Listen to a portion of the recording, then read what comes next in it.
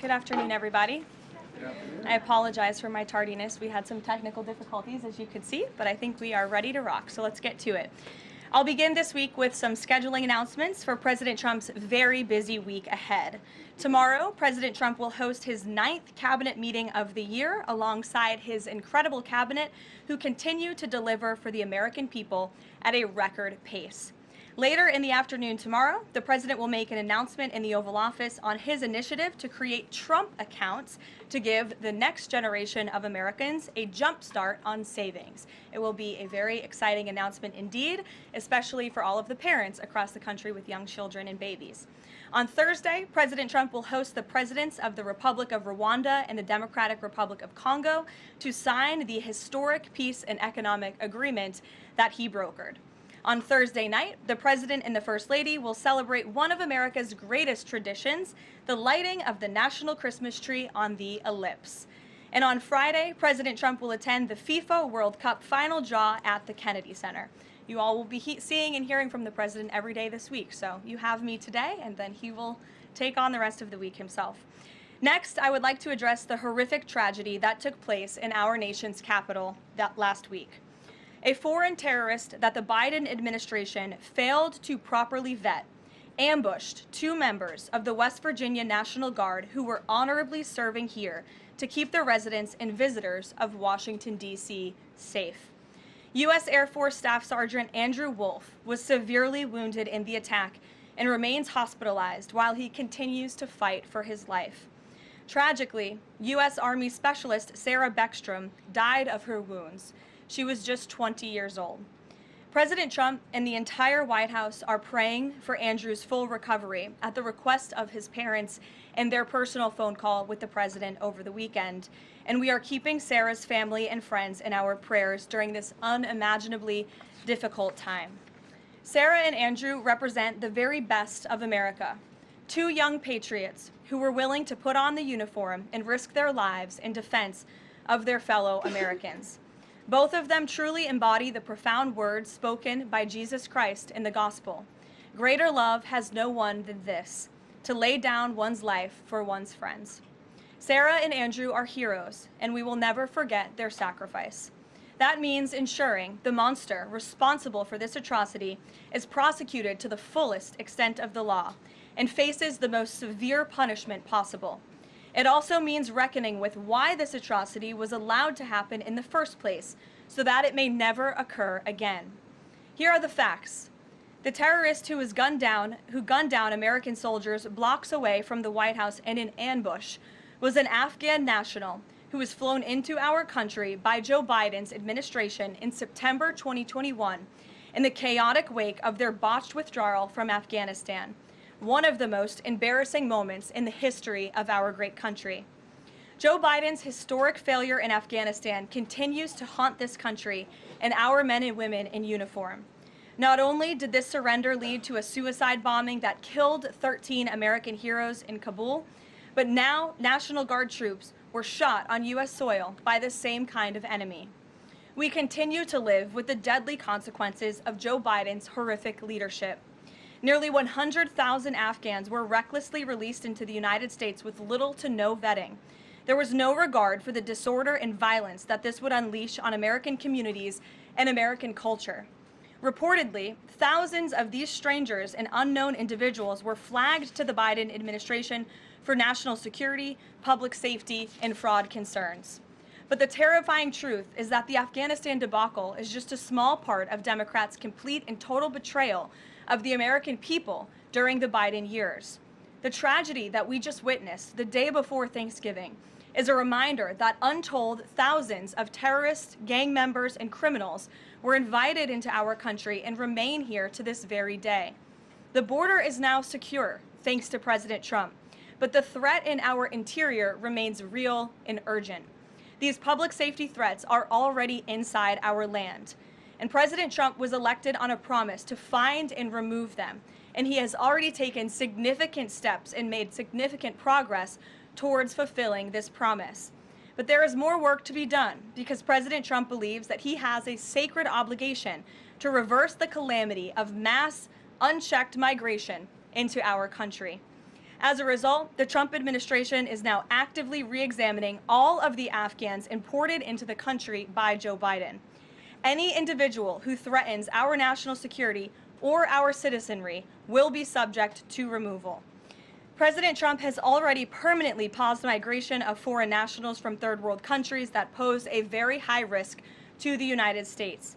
For too long, past American presidents supported self-destructive immigration policies that allowed foreigners who outright hate our country and have no interest in assimilating into our culture. They've allowed these individuals to flood peaceful American communities. This disastrous approach has drained our welfare program, driven up the cost of housing, suppressed wages, and jeopardized the safety of law-abiding American citizens. In fact, according to a new bombshell report from the New York Times, Somalian migrants in Minnesota have defrauded nearly $1 billion in taxpayer-funded benefits under Democrat Governor Walz's leadership.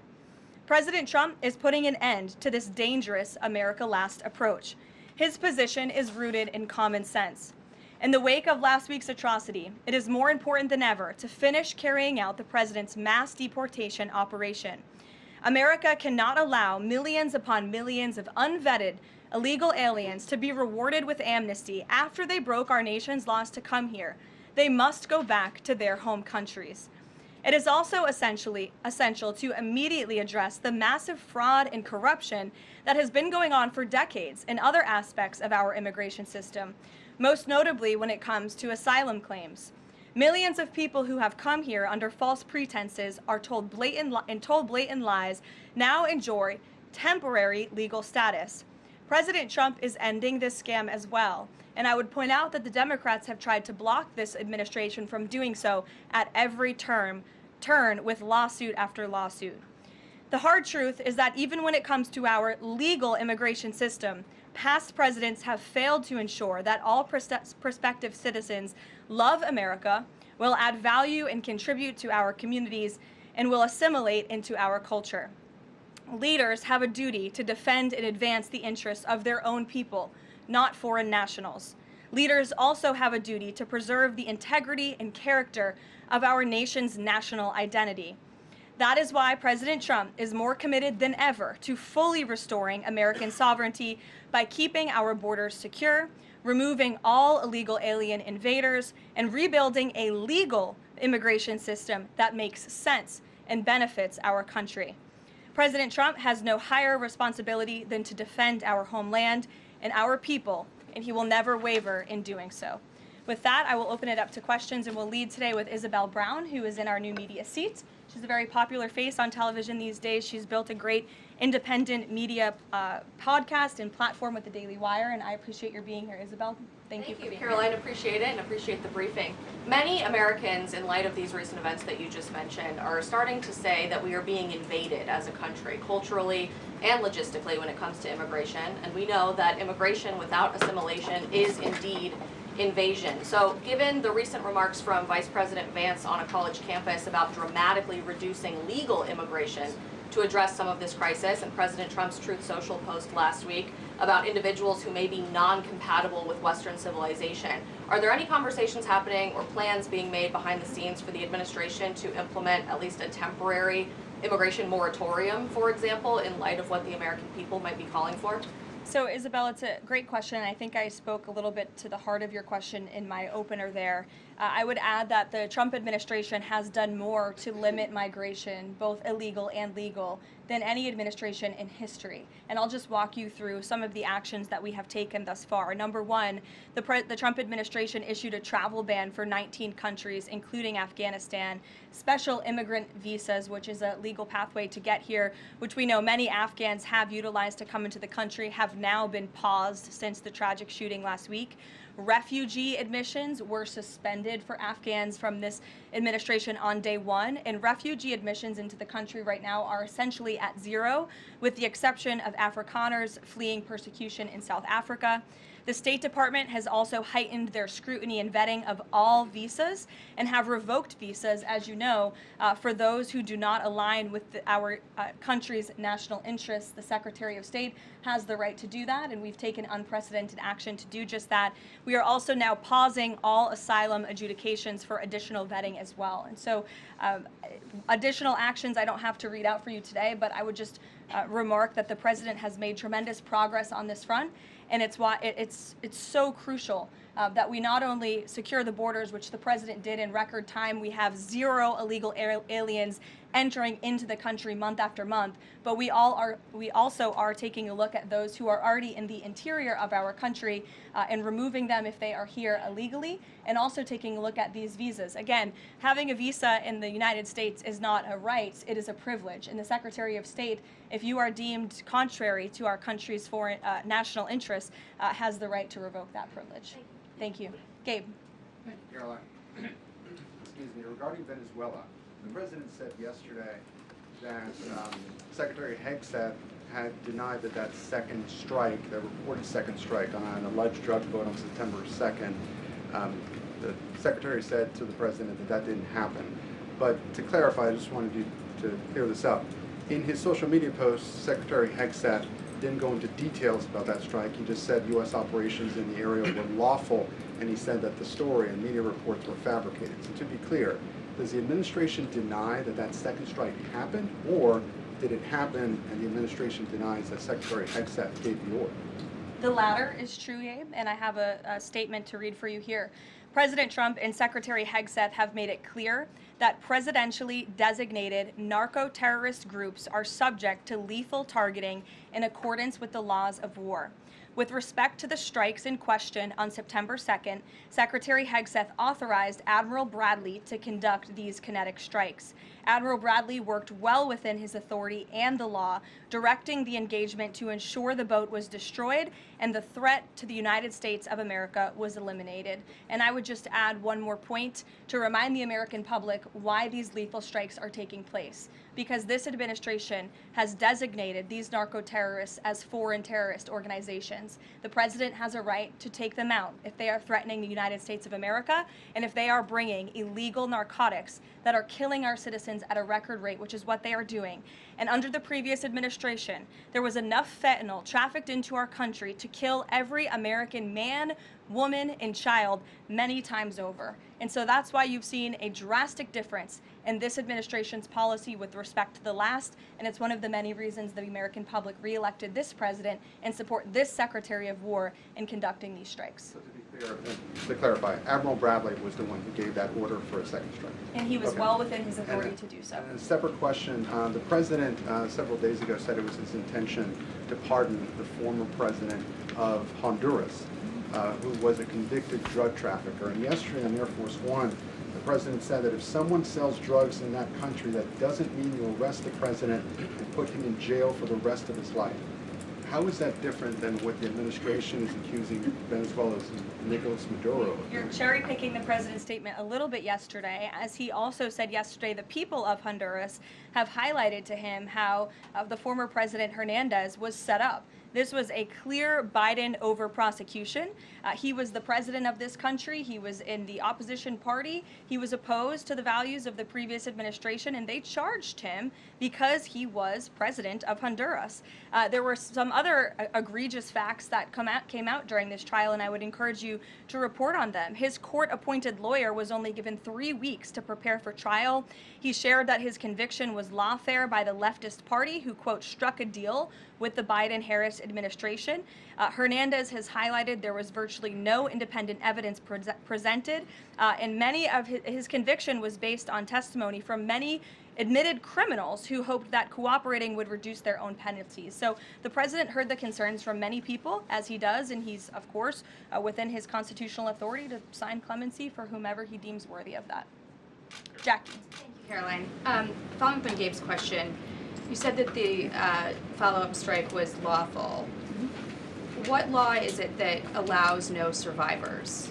The strike conducted on September 2nd was conducted in self-defense to protect Americans in vital United States interests. The strike was conducted in international waters and in accordance with the law of armed conflict. And then On this pardon for the Honduran president, does it at all undercut the administration's messaging while you have these congressional Republicans defending the strikes on the narco-terrorists and then a pardon for a convicted drug trafficker? Does that make it more difficult for your members to defend your administration's policy? I don't think so, Jackie. I think that President Trump has been quite clear in his defense of the United States homeland to stop these illegal narcotics from coming to our borders, whether that's by land or by sea. And he's also made it quite clear that he wants to correct the wrongs of the weaponized Justice Department under the previous administration. And Ouija, I'll call on you because I think we're wearing matching blazers today. I was going to Great compliment minds. yours.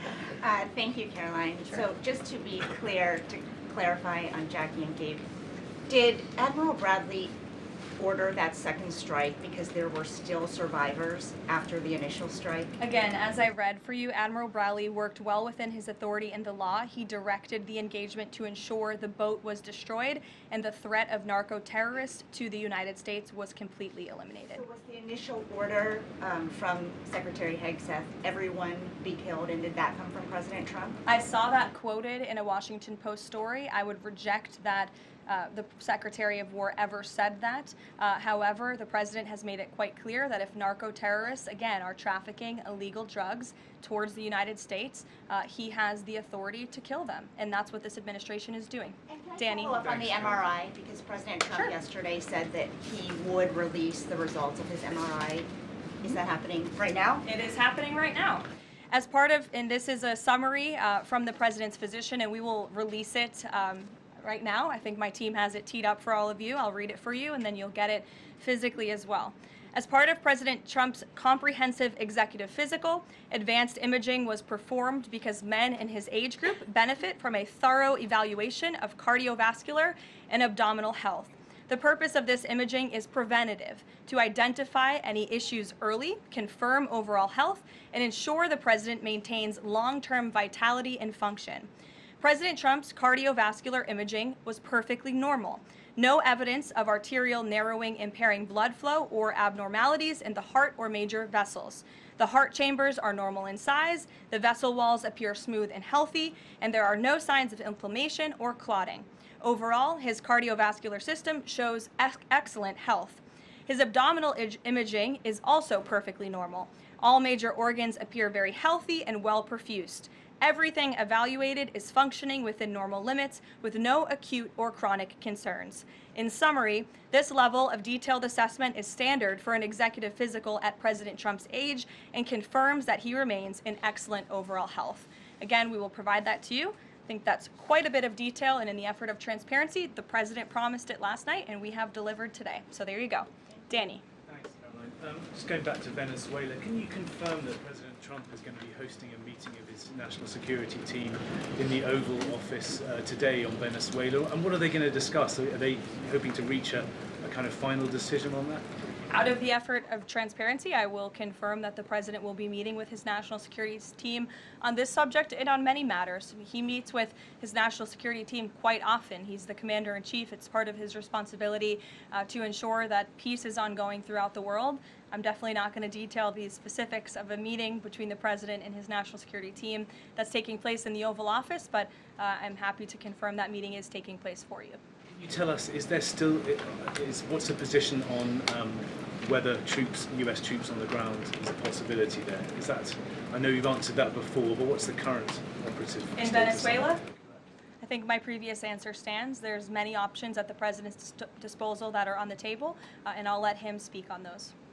Ed. Thanks, Caroline. The U.S. announced a trade framework deal with the United Kingdom on pharmaceuticals, where they will pay 25% more, and the savings theoretically will go back to American consumers. What guarantees are in that savings will in fact go back to the American consumer and not be sucked up by the company? I'm going to be honest with you, Ed. I'll get you the answer to that question after the briefing. So the American Rescue Plan, Sure. funded a number of universal income. Kush will get you that answer, right, Kush? My trade guy over here. The American Rescue Plan funded a number of universal basic income programs. Now Cook County, Illinois is extending that program into 2026 with $7.5 million of taxpayer money. What does the White House think about that? I'll also get you an answer on that after the briefing. Ed. It's 0 for 2. Go ahead. Sure. And then in the interest of transparency, does the White House support releasing the Department of Defense's video of those September 2nd strikes on those military boats? And also, separate topic on presidential pardon power. Why did the president commute the sentence of David Gentile recently? He was a private equity executive. He served 12 days out of a 7-year sentence. Prosecutors said he defrauded $1.6 billion with thousands of victims, including veterans, farmers, teachers. Why was he pardoned? To your first question, that's definitely not a decision for me to make. I would defer you to the Department of War. It's also probably a decision for the president himself to make. As for your second question with respect to that pardon, he issued a commutation for Mr. Gentile, who's the former CEO and co-founder of GBP Capital Holdings. Unlike similar companies, GBP paid regular annualized distributions to its investors. In 2015, GBP disclosed to investors the possibility of using investor capital to pay some of these distributions rather than funding them from current operations. Even though this was disclosed to investors, the Biden Department of Justice claimed it was a Ponzi scheme. This claim was profoundly undercut by the fact that GBP had explicitly told investors what would happen. At trial, the government was unable to tie any supposedly fraudulent representations to Mr. Gentile. In short, again, this is another example that has been brought to the president's attention of a weaponization of justice from the previous administration, and therefore he signed this commutation. Statements, though, say that these people were defrauded. I just read you a very detailed summary of why the commutation was made. Sure. In the middle with the red tie. Thank you, Caroline. Okay, Andrew, go ahead, and then you. In wake of Congresswoman Marjorie Taylor Go ahead Greene's early resignation, reports last week indicated that other House Republicans might consider doing the same. Does the president have any concerns in light of those reports about other House Republicans potentially leaving early, as well as the other announced retirements that we saw in the last couple of days? Look, I think the president maintains very good relationships with the vast majority, maybe with the exception of one or two. I think many in this room know who I'm referring to. Very good relationships with members of Capitol Hill within the Republican Party.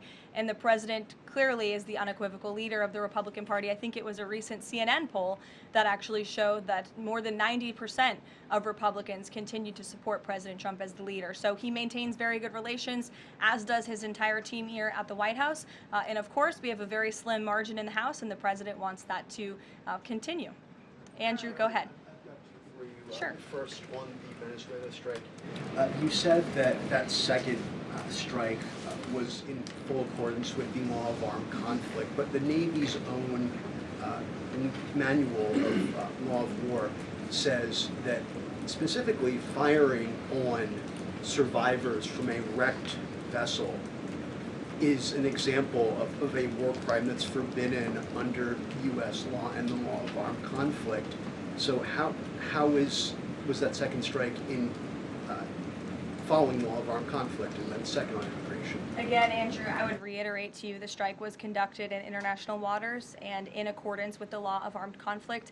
And since somebody asked about Congress, and it's sort of related to Venezuela, I also want to add that Secretary Hegseth spoke with members of Congress who may have expressed some concerns over the weekend. And there have also been 13 bipartisan briefings to Congress on the Venezuelan strikes. There have been a number of document reviews for members of Congress to review the classified DOJ Office of Legal Counsel opinion and other related documents. 29 senators and 92 representatives have reviewed those documents, which is about 2/3 of those are Democrat members, and they have been made available to all 100 senators, all 435 members of the House, and to general counsels of the relevant committees on a bipartisan basis for their review.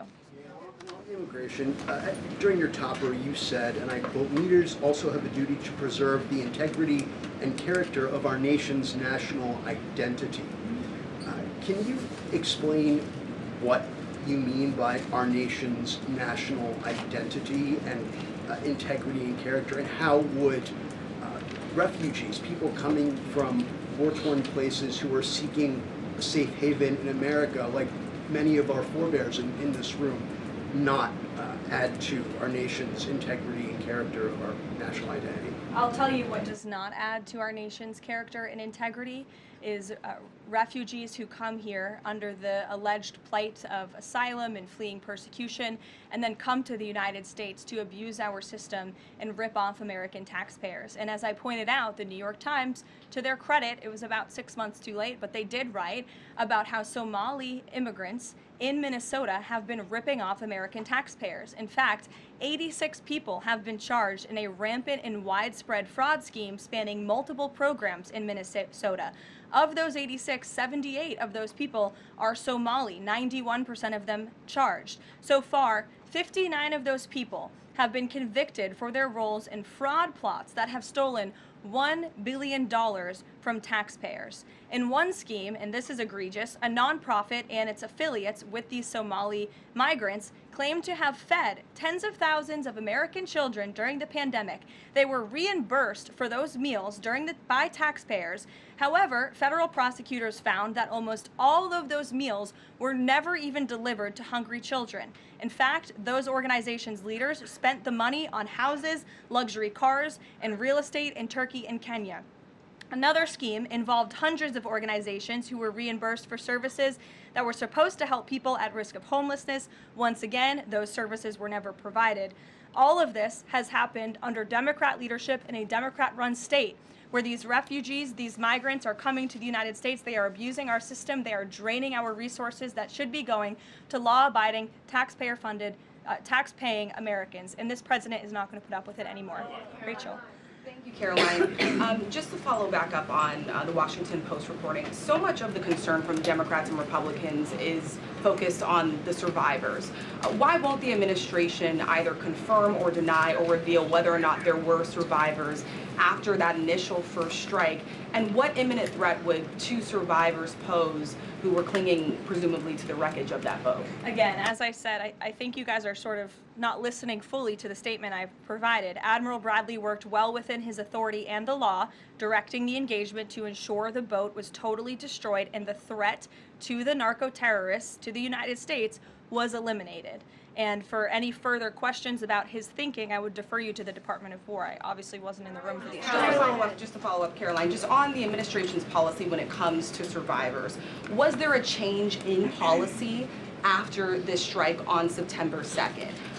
The Washington Post is reporting that these two survivors were killed after a second strike, but then in October, two people were rescued and returned to Colombia and Ecuador. So was there a decision that was made to handle survivors differently after these strikes? Not to my knowledge, no. Steve. The president confirmed that he spoke to the Venezuelan leader. Are you trying to negotiate his departure? Is there an asylum deal under works? President, as you know, last night on Air Force One, he said, I don't want to comment on that, but I did speak to him in the effort of transparency. So there you go. You got your confirmation. I'll let him speak further if he wishes to on the details of that conversation that took place. Steve Witkoff is headed to Moscow. How close are you to some sort of Ukraine agreement? I think the administration feels very optimistic. Obviously, you've seen, Steve, that the president's entire team, including Special Envoy Witkoff and Secretary Rubio and the Vice President and the President himself, Secretary Hegseth as well, have been working so hard on this effort, and they all really want to see this war come to an end. And so just yesterday, Sunday, I believe that was yesterday, they had very good talks with the Ukrainians in Florida, and now, of course, Special Envoy Witkoff is on his way to Russia. This is sort of the shuttle diplomacy that you've seen from this administration play out, where we speak equally with both sides. We've put points on paper. Those points have been very much refined, but as for the details, I will let the negotiators negotiate, but we do feel quite good, and we're hopeful that this war can finally come to an end. Stephen. Thank you, Caroline. I've got a question about Ukraine and then a clarification about immigration changes that are happening. On Ukraine, President Trump very briefly yesterday said that corruption issues there were not helpful to the peace process following the resignation on Friday of President Zelensky's top aide, Andrei Yermak. We were told from your podium in the prior administration that, quote, there is no indication that there's been any kind of widespread corruption involving U.S. resources in Ukraine. What is the Trump administration's view of corruption issues in the wake of Yermak's resignation, and how is that impacting peace talks? Well, look, I think the president has made it quite clear, as he said last night, corruption is never helpful. And he does not want to see American tax dollars taken advantage of, which is why he has stopped the endless checks that were being written by the previous administration to fund this war. The United States is selling weapons to NATO that are being sent to Ukraine. That's a very different thing than the American people writing blank checks to a war effort very far away. It does not degrade the administration's determination to see this war come to an end, but I think it exemplifies the president's desire to always put the American people and the American taxpayer first. On immigration, you mentioned, or you emphasized that there would be a review of the Afghans who were resettled here under the previous administration. Yes. There's a lot of changes happening right now to asylum and to green card holders. What should the 2 million people with pending asylum claims, or the roughly million people from the 18 other countries of concern, know about what's going on in the review? What's the status of all these other people? They're essentially paused for review, and the Department of Homeland Security is taking this very seriously, because we are not going to allow soldiers like we saw in American streets last week to be gunned down at the hands of these foreign nationals who had the privilege of coming to the United States of America. And unfortunately, this is not the only example of a dangerous Afghan who was let in by Joe Biden, who went on to harm the American people. There was an Afghan national who was let into the country under the Biden administration through Operation Allies Welcome, who shot and wounded 2 Fairfax, Virginia police officers during a routine traffic stop. He was killed by return fire after declaring, quote, "I should have served with the explicitive Taliban." 2 Afghan nationals were given legal status by the Biden administration as well, who were arrested and prosecuted for plotting a terrorist attack in Oklahoma just before Election Day in 2024. We all remember that. They possessed hundreds of rounds of ammunition and had pledged their allegiance to ISIS. There was also an Afghan national who was on the terror watch list who was apprehended by Border Patrol in 2024, but then he was released into our country by the Biden administration. Again, let's just highlight the absurdity of that. Border Patrol apprehended a terrorist, and then the Biden administration, because of their lax policies, still allowed him to come into the United States of America. I think everyone in this room, whether you want to admit it or not, does not want that individual living alongside you in your American neighborhood. And that individual was later arrested again after being allowed to live in the U.S. at large for over a year. Another one, a criminal illegal alien from Afghanistan, was arrested by ICE in 2025, convicted of second-degree assault, was previously allowed to stay in the country by the Biden administration. I have several more examples here. I'm happy to provide them to anyone in this room. John. Thank you, Caroline. First of all, happy Thanksgiving to Thank you and your young family. Hope Thank you you. enjoyed it. You too. I have 2 questions unrelated. The first, back to Afghanistan. My son and I walked by the horrific shooting less than 1 hour before it happened. So for anybody that's here, this thing's real. You outlined all of these unvetted Afghans that that were let in by Biden. We just had one the other day that was going to blow up a DHS building. Can you be specific on what the Trump administration is doing now to re-vet those that are here so that we don't get a repeat of what we had Wednesday night? Sure. I can tell you 2 top-level things, and I would defer you to DHS for more of the specifics, as of course they are leading this effort, and I can assure you Secretary Noem is on the ball. I've spoken with her and her team, and they have an all-hands-on-deck effort to having resources go towards this. But we have paused all asylum adjudications, and then of course the special immigrant visas, which we know many Afghans utilize to come into the country under the Biden administration, have also now been paused. And I would just point out one more time that the Biden administration was responsible for the original sin that led to this tragic killing last week, the botched withdrawal from Afghanistan. He was responsible for Operation Allies Welcome, which is something that this White House and the people behind this podium in the last administration fully and wholeheartedly embraced. And they assured the American people there would be no risk or no harm to them. And as I just laid out for you in those many examples, that unfortunately and tragically has not turned out to be the truth. Just ask the families of these 2 brave National Guardsmen, one who is no longer with us and one who continues to fight for his life. So I know the president is wholeheartedly focused on this effort, and I think unfortunately these events do remind us why it's so important that the president's mass deportation operation continues. With that, sure. Follow up. The White House today launched a new fake news portal, which I found interesting. What is your objective with that, ultimately? And are you going to name the news networks, and are you also going to name some of the correspondents, some which may be here today? Yes. We are. I'm glad you noticed. Much to the dismay of some of your colleagues in the room, John. And I think it goes to our original promise on day one to hold the media accountable, because unfortunately, and we deal with this all day, every day around here, there are so many fake stories that are unfortunately written that have inaccurate characterizations of meetings that took place, and it's all based on anonymous sourcing. And you know, the standard for journalism, unfortunately, has dropped to such a historic low in this country.